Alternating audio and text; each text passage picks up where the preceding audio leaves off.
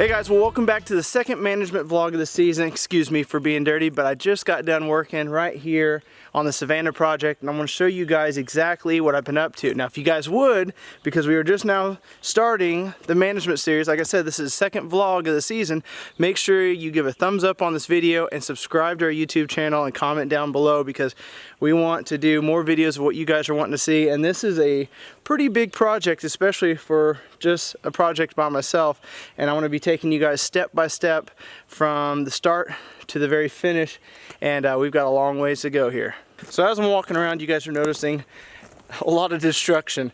Now, one thing that I really like to bring in on any of my properties that I'm managing is the limiting factor. I like to bring it up. So whether the limiting factor is water, or maybe it's fields, or maybe it's timber, that limiting factor, whatever's limiting, like an exponential growth of wildlife population on your property, you've got to improve that. Well, on this property, we're out here in the Ozarks. We got a lot of hills, we got a lot of timber. We don't have a whole lot of fields. Most of my fields are on their ridge tops, and most of those are now food plots. I do have some native grasses that I'm letting grow up in some of these areas. But one thing that I've noticed is down the road from me, there's kind of a savanna kind of area. It's scattered with big, large timber like this in a field, and it allows the grass to really grow up. And if there's one place I can always see deer, no matter what time of day, what time of year, it's right there. It has a lot of value for the deer. It's got the shade, and it's got a lot of native grasses and forbs and vegetation and bedding for browse and everything down low. It's just a place to be if you're a deer. So what I'm trying to do is create that right here. I am working about it'll probably be total about a half acre to an acre in this area. It is a big project, and I'm getting in here with the tractor. And what I'm also trying to do is clean up this mess. As you can tell, there's a big mess of just bunches of rocks and soil and everything here. Well, that was from the loggers 2 years ago. They had just pushed a pile of dirt and rocks and debris and everything here that stood about 6 foot high or so. And then a lot of saplings came in. Instead of coming in and just knocking down every single one of those saplings and making a jungle right up next to my driveway, I wanted to get in here with as little disturbance as possible with the tractor. I knocked down all these saplings. I came through with Tordon, and as I cut them at the stump at the very base, as close to the soil as I could, sprayed them. That way they wouldn't grow up, because that's one thing you don't want to do when you're coming into an area like this, is cut out all these trees but not necessarily kill them, but that root system's still going to continue to grow, and it's going to compete for nutrients and water for the vegetation that you're trying to get growing. So you want to make sure while you're doing this, you go ahead and kill it. You can come back through and maybe in the summer, as the regeneration growth comes up, do a hot burn through here, but you're just creating more work for yourself. If you can go in, do it right the first time, it's going to pay off big time. What we've done here is up here at this beginning spot, you can tell there's not a lot of disturbance from the tractor. I came in this spring and I burned this whole area out, so there's no fuel really on top of this forest floor, and it started to grow in some stuff. You're seeing sprouts and stuff, but the canopy came in so quick on these trees, no matter if I burned or not, it really wasn't going to promote a lot of growth down here. And so what I've done is I've come in here with the tractor and I've cut these into like all these saplings and trees. A lot of them are kind of just immature trees, and I've knocked them down, cut them into 8-foot sections or so, 6 to 8 foot sections, and I've pushed them with the tractor, not really digging into the ground or anything, and I'm piling it up here. Not an exceptionally huge pile, but more of a wider pile. I'm going to come in here as it has time to dry out a little bit. I'm going to come in, I'm going to burn this and continue to push it up and get it cleaned up out of here. Now, one thing I'm hoping to do is get with a native seed company and get some native grasses and forbs and everything, something that will grow up well during the summertime, because we're approaching the summer months, and get it, and as I've got all this exposed soil and stuff, go ahead and just topically apply it and give this area a boost. Now there's a lot of native seeds that have just been dormant in here, and they're going to start sprouting, especially as we get this moisture and we get all this sunlight penetrating through. It's going to start growing really quick, but I do want to kind of promote different species of what I would like to grow in here, and we'll see if we can get that to go. Now we're rounding the back side of this pile here. You can see I've still got some areas that I've come in and I've cut, and I've not pushed it all the way up to that pile yet. This front part of it, I really wanted to get it as cleared as possible, as far as just debris on the ground. I didn't want a lot of debris on the ground. It could be great for your vegetation to grow up in, and deer love it. Deer have been in here literally almost every single day, anytime throughout the day since I've started this. They like the dirt. They're coming in here, hitting on some of this new vegetation that's starting to sprout up. And even like last night, as I was driving in, there was a fawn and a doe out here that was a brand new born. It's kind of cool to watch them, but we have been watching deer in this area every single day since we started. You can see how cleared out it is. It looks a little thick back here, and that's just because there's that pile of brush here. But my driveway is not very far. It's about 80 yards that way. So I'm trying to keep this area really clean. I want this area to grow up into grasses and stuff. Now back here is where we're going to change it up a little bit. Back in the back is where we, you can see back here that opening is where we created the food plot for Dad 2 years ago, and we expanded on it last year. Well, you can see there's a lot of big trees in here. Now a lot of these trees are regeneration growth. You can see some of these stumps that are back here that are just coming up off of old stumps. So these trees really don't have any value. They're damaged at the trunks. A lot of them are hollow going up. And so I'm never going to get any value out of this lumber. So I'm trying to come through and cut these out. But back here in this area between this really nice cleared out savanna area and this area that we're going to do kind of the more typical savanna, what you can do in timber anyway, we're going to go in here, and with some of these larger trees, I'm going to come in, cut them down at the base. I'm going to spray them. I'm going to take what good portion of the tree I can for firewood, and I'm going to leave the top. And it's going to kind of create this transition area in between this really cleared area to the food plot. There's going to be already instant structure from these treetops.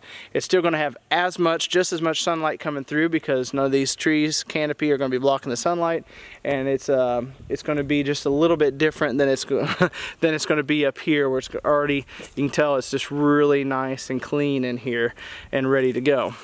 Now some of you might be asking, why in the world are you doing this? I just love to start new projects on the property. I like to take a different portion of the property every year and improve it, so I don't pressure the whole property overall, but I can come in and for a month or so really change an area and drastically improve it for just deer and turkey and just hunting in general. And that's what I plan on doing right here in this area. Now I've got something really cool to show you here. It's kind of just all these elements of management coming in together. We've got a food plot back over here that's about a ½ acre. We're creating about 3/4 of an acre of a savanna area, which is going to allow a lot of sunlight to come through. That sunlight actually shines down this direction right into this area where the last few years we've done a lot of hinge cutting and we've done a lot of hack and spray. And if you notice, we got a larger tree actually right there. I want to show you guys the amount of sunlight and canopy that's opened just by coming in and doing a hack and spray. If you look here, just look, you don't see any vegetation on these trees. That is a ton of sunlight coming in. As you can tell, we burned it for the first time this past spring, and it's got a lot of growth coming in here. I actually just went through the other day, and some of these trees that I had hack sprayed, any of them that I hack and sprayed either died completely, or about 75% of them, you know, died out, like the percentage of the trees. So I came back in, and those trees that had a little bit of life left in them went ahead and hack and sprayed them again, and they're going to start dying out. But the amount of sunlight that's going to come in here now, because of us clearing out this area for the savanna and allowing all this sunlight to come through, which is also going to penetrate across this side, is only going to thicken this up. And so we've got this great collaboration, I guess, of all these management techniques, of all this vegetation that they're going to be able to bed on this hillside. They're going to be able to bed up here in this little savanna area, and then they've got a food plot and a water trough right up here. So they got food, water, and shelter all right here in about probably about a 5 to 7 acre area right here on this hilltop, which is pretty awesome. So I figured while I was talking about the food plot, we walked down to it, but look at the amount of vegetation even coming in right here in that area that we have hacked and sprayed and did some hinge cutting in. It looks absolutely awesome.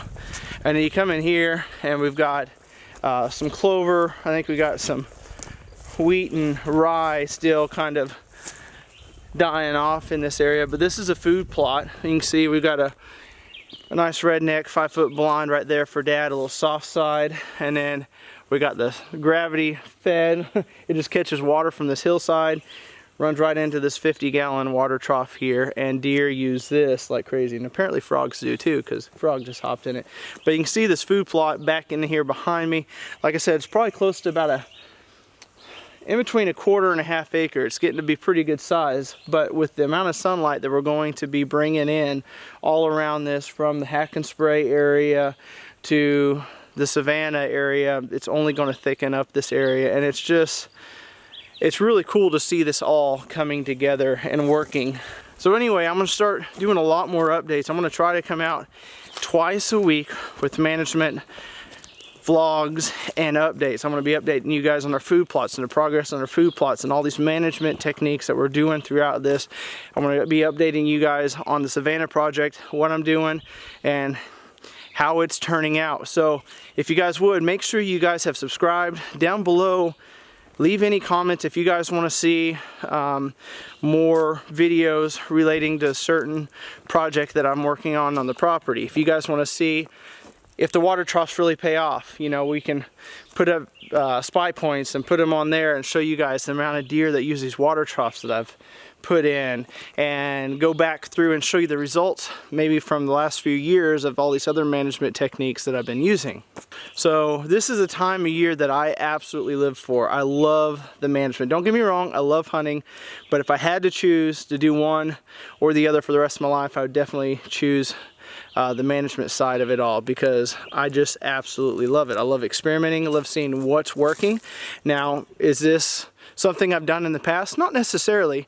In the past, in a Savanna project like this, we have other portions of our property that I've gone in. I've done a really aggressive select cut, and I've gone in and hacked and sprayed and done all that and come back through with the prescribed burn, and it looks great. There's a lot of treetops and brush and everything still down on the ground, but it's awesome because all this vegetation is going up. So this is just a different way of approaching this. It's a little bit more work for sure, but it's right up here next to the driveway, and I wanted to kind of get that jump start right to the exact like finished look of a savanna, of these beautiful large trees with all this grass and vegetation down below.